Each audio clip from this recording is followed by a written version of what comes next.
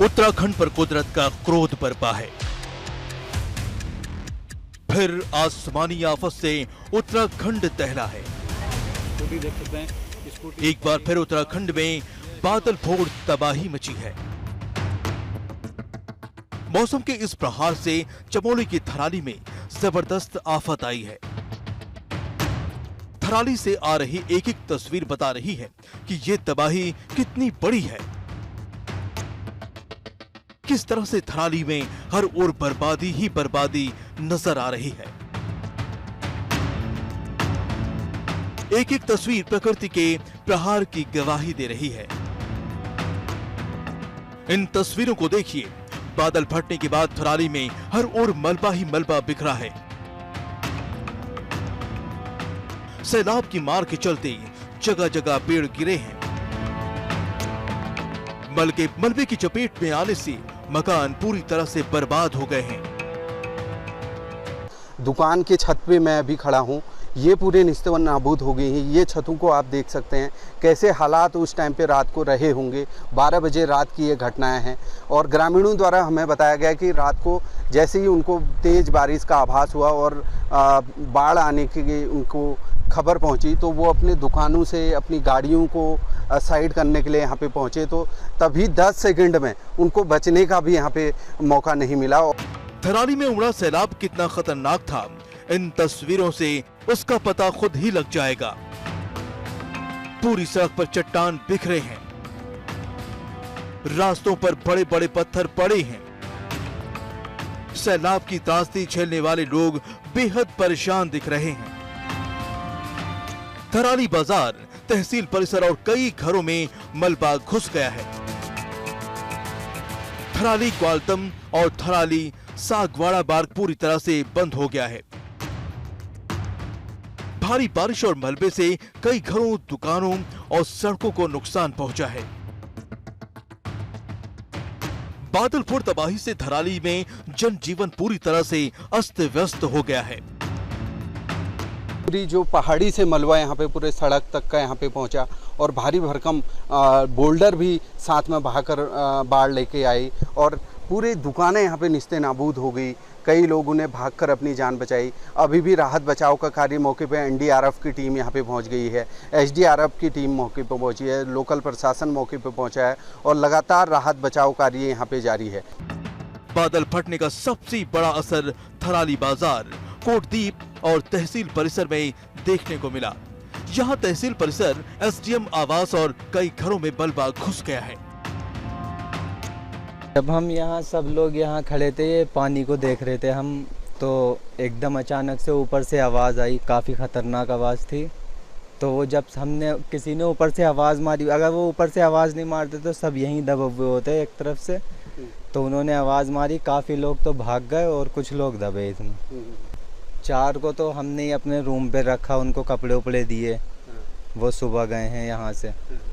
चमोली की थराली में आई इस आपदा के बीच राहत बचाव के लिए प्रशासन ने मोर्चा संभाल लिया है। सीएम पुष्कर सिंह धामी ने राहत बचाव अभियान तेजी से चलाने का निर्देश दिया है। जिला अधिकारी मौके पर हैं। एसडीआरएफ की टीम राहत कार्य में लगी है। थराली में आई आपदा के बाद हालात पर नजर रखी जा रही है।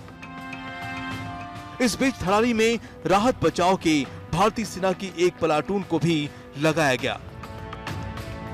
बादल फटने के बाद सैलाब के साथ आए मलबे ने पूरी थराली को अपनी चपेट में ले लिया और देखते ही देखते पूरा इलाका तबाही के सैलाब की चपेट में आ गया। चमोली से कमल नयन सिरोही के साथ अंकित शर्मा, आज तक।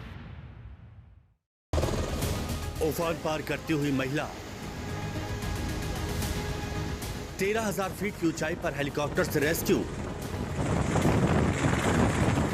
इलाके में बनी झील। ये डराने वाली तस्वीरें पहाड़ों से आ रही हैं, जहां आसमानी आफत ने कोहराम मचाया हुआ है। मंडी जिले के एक स्टाफ नर्स का वीडियो सोशल मीडिया पर खूब वायरल हो रहा है।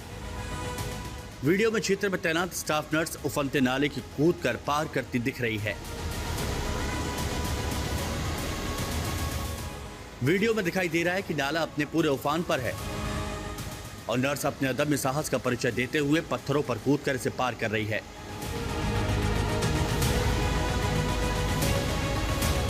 कुछ दिनों से इलाके में भारी बारिश के कारण फुट ब्रिज टूट गए हैं, जिस कारण रोजाना ड्यूटी पर पहुंचना मुश्किल हो रहा है। लेकिन जान की परवाह किए बगैर उफनते नाले को पार कर वो समय पर सामुदायिक स्वास्थ्य केंद्र में ड्यूटी के लिए पहुंच रही है।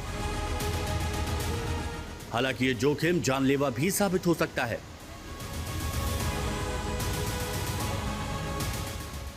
वहीं समुद्र तल से लगभग 13,000 फीट की ऊंचाई पर चंबा के नागजल ट्रैक में खतरनाक रेस्क्यू किया गया। ना हेलीपैड, ऊंचा नीचा पहाड़ और बड़ी बड़ी चट्टानें। वहीं पायलट ने हेलीकॉप्टर उतारा और लोगों को सुरक्षित निकाला। वहीं यमुनोत्री धाम के प्रमुख पड़ाव सियाना चट्टी में बनी झील को लेकर हालात तनावपूर्ण हो गए, जिससे स्थानीय लोग झील के पानी में उतरकर नारेबाजी करने लगे।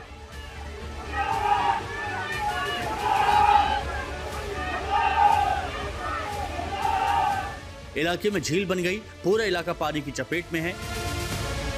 धराली में आई आपदा के बाद से यहां हालात सामान्य नहीं हुए। देखिए तस्वीरें कैसे रिहायशी इलाके जल समाधि ले चुके हैं। ब्यूरो रिपोर्ट आज तक।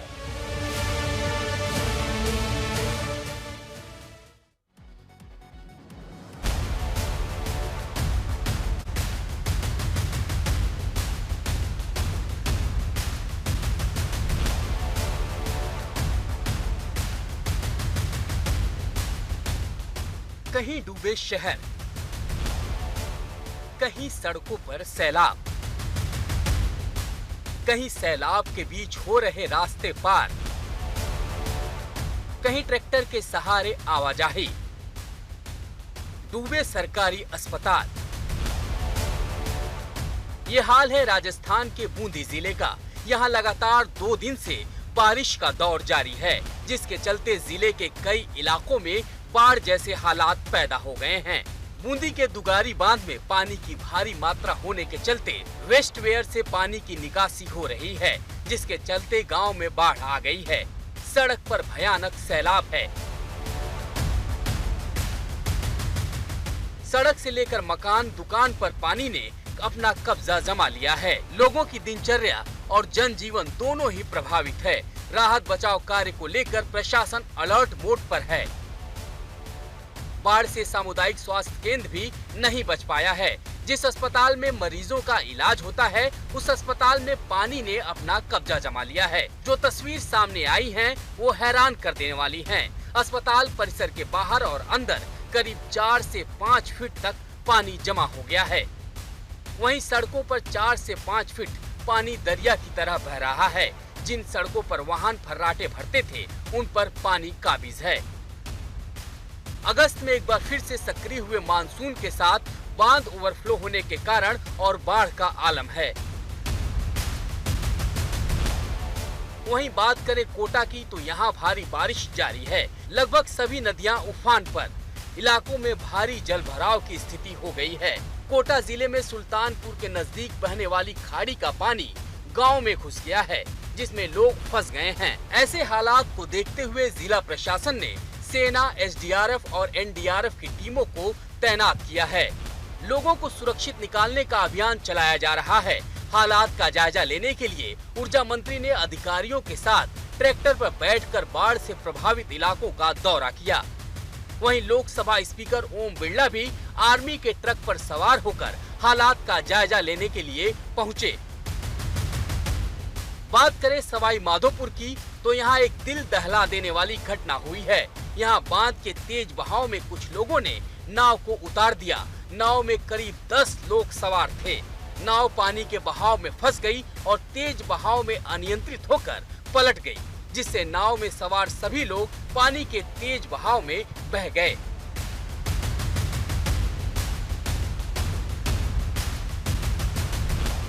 लगातार बारिश के चलते सवाई माधोपुर में बाढ़ जैसे हालात हैं। शहर के चारों तरफ जन सैलाब का मंजर है। दूर तक दिख रहा है तो बस पानी ही पानी। ब्यूरो रिपोर्ट आज तक।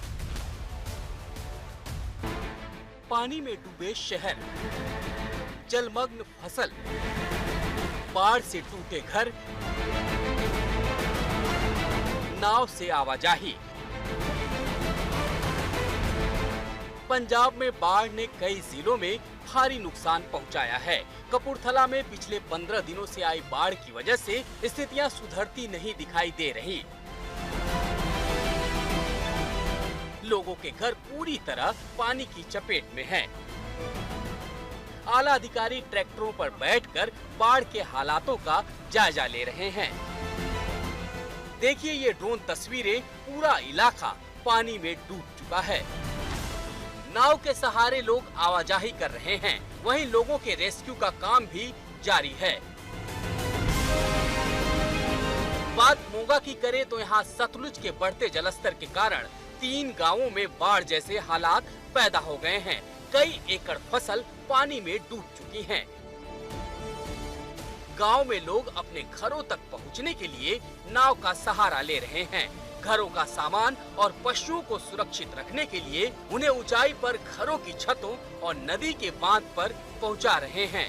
सतलुज नदी के साथ लगते 30 गांव की लगभग 6000 एकड़ फसल पानी में डूब चुकी है और अगर जलस्तर में और बढ़ोतरी हुई तो फसल को भारी नुकसान होने की संभावना है। ब्यूरो रिपोर्ट, आज तक।